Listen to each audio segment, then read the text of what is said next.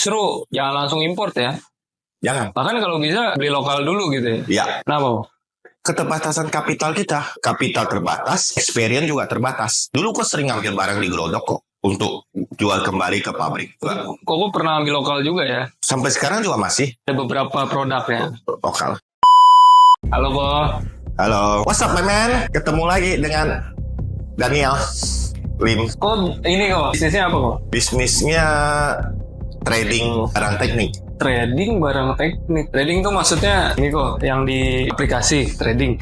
Bukan. Oh bukan. Ya, kita membeli di satu tempat dan menjualnya di tempat yang lain. Itu istilah trading. Oh, belinya di mana? Cina. Gua beli di Cina berarti import dong. Ya, import berarti lintas wilayah, lintas negara. Negara kan? Ya, Iya iya. Berarti Koko bisa saya bilang importir lah. ya. Udah berapa tahun kok? Udah 22 tahun. Sekarang 2024.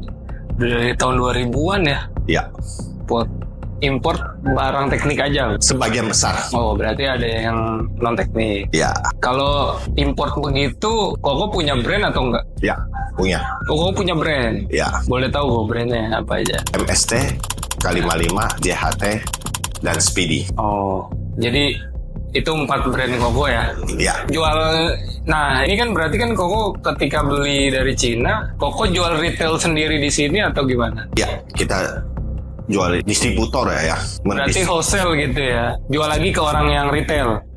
Ya, dia jual ke liter, dia jual ke pengguna langsung. Oh, end user? Ya, pembagiannya bukan, kita nggak pakai istilah B2B, B2C, itu agak ribet ya untuk kita pribadi gitu. Jadi kita lebih banyak channelnya pakai user, wholesale, dan online. Yang belakangan karena corona kita masuk ke channel online karena nggak ada kerjaan. Jadi Koko maksudnya Koko kurang kerjaan gitu jadi masuk online. Tapi menarik juga ya, Koko udah bisa dibilang orang lama trading alat teknik pula, tapi mau masuk online. Nggak banyak tuh kok. Bener gak sih? Maksudnya nggak semua kan masuk online. Mungkin. Dan kita masuk online-nya juga tidak terencana gitu. Masuk-masuk aja karena kita udah merencanakan bertahun-tahun nggak masuk-masuk juga gitu. Jadi direncanain nggak jadi, nggak direncanain jadi. Jadi karena ini justru nggak ada planning ya. Ya. Tapi dulu sempat pernah terpikir untuk online juga ya. Ya, kita bikin website udah berkali-kali dan websitenya nggak keurus, mati juga. Dengan adanya COVID malah jadi langsung online ya. Iya. Import sendiri ini apakah dari Koko awal mendirikan perusahaan ini sudah langsung import atau? Ya, sudah langsung import kita. Emang apa sih alasan Koko kenapa nggak beli lokal, kenapa import gitu? Karena secara histori kita dulunya channel pertama yang kita bikin adalah end user. Kita menangani beberapa perusahaan internasional seperti Astra Group, Indomobil Group dan sebagainya. Itu kebanyakan khusus untuk barang tekniknya, bayangkan yang import gitu. Ya, sampai sekarang juga lokal nggak ada industrinya. Nggak ada manufakturnya gitu? Ya, kita simple deh. Kita ngomong obeng deh. Pabriknya nggak di Indonesia. Nggak tahu, ada nggak? Ada. Yang bikin obeng yang dibawa jok motor itu. Oh iya iya iya. Nah, itu aja. Kenapa tidak berkembang? Karena memang infrastrukturnya nggak ada. Apa nih maksudnya nggak ada pabriknya? Ya, nggak ada niat untuk bahan bakunya, segala ekosistemnya nggak dibangun. Oh, hulu ke hilirnya gitu ya? Ya. Kenapa? Ya, lebih gampang daripada bikin. Alasannya cuma itu. Bukannya kita tidak bisa. Dari cost atau apanya? Nggak ada kemauan deh. Simple ngomong begitu. Nggak mau ngeluarin effort aja. Penjualnya nggak mau capek, pembelinya juga nggak mau pusing. Pembeli kan juga nggak peduli juga nih barang Iya. siapa yang bikin kan? Ya, kalau dari pembeli peduli bikinan Indonesia, ya mungkin ekosistemnya bisa dibangun. Karena permintaan juga tidak mengharuskan umumnya lokal gitu, enggak kan? Nggak ada. Penting barang speknya sesuai. Ya, yang penting produk berharga.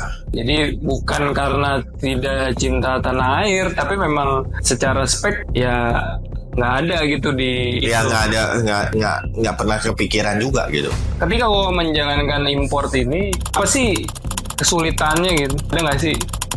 Banyak. Bisa di-share? Dari segi apa dulu ya, lucu juga sih. Dari jalurnya kita udah sampai ke jalur mana saja, udah pernah. Maksudnya jalur mana tuh udara, air gitu ya?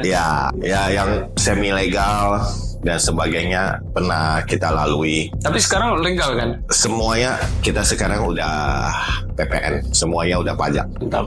Itu penting ya gue. Penting, karena perusahaan yang gede semuanya bayar pajak. Bayar pajak guys. Pajak bukan menjadi hambatan, pajak adalah sesuatu yang supposed to be gitu. Seperti manusia hidup butuh makan, variabel bisa dihilangin nggak? Ya jadi kurus saja. Emang bisa kok manusia nggak makan? Nggak bisa juga ya. Kalau nggak mati ya. Iya. Jadi itu sebuah kebutuhan. Oke.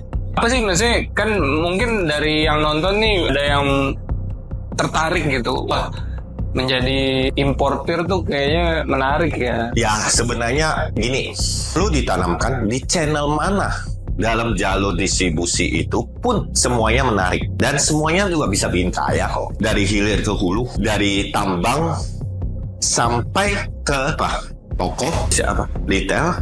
Itu semuanya ada orang kayanya kok, semuanya ada orang suksesnya kok. Nggak mesti banyak customer dari kita yang nggak mau import sama sekali, jauh lebih kaya daripada kita kok. Mau ngambil aja ke Koko karena Koko yang importir ya. Karena setiap jalur distribusi itu ada plus minusnya. Bagian mana tinggal dicocokin sama kita, mana yang cocok sama kita gitu. Ingat, resiko import apalagi dari Cina itu one way ticket. Nggak bisa balik. Ya. Kecuali lu udah perusahaan gede dan nilai transaksinya besar, itu bisa.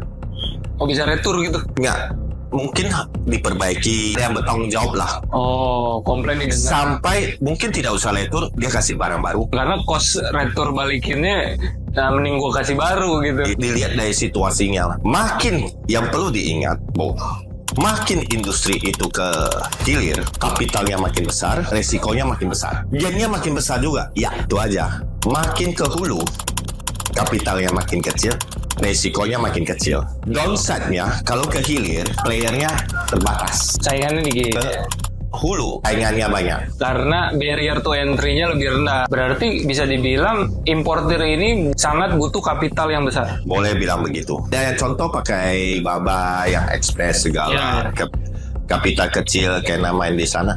Oke, ya kembali lagi, cuannya dari kecil. Bisa nggak import dari kecil menjadi besar? Semua bisnis dari kecil bisa jadi besar. Oke, tinggal yang dibutuhkan disiplin aja. Jadi modal kita lipat. Jadi di compound nggak diambil dulu ya. Iya. Jadi diputer lagi hasilnya.